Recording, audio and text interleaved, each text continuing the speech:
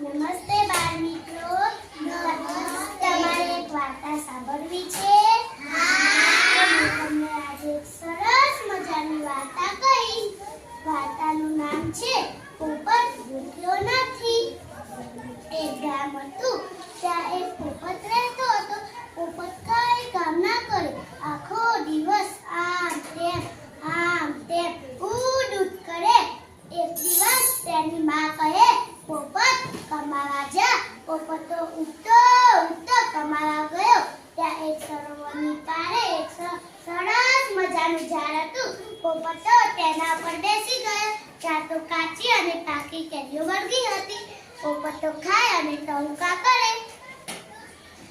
ત્યાં તો એક ગાયનો ગોવાળ નીકળ્યો.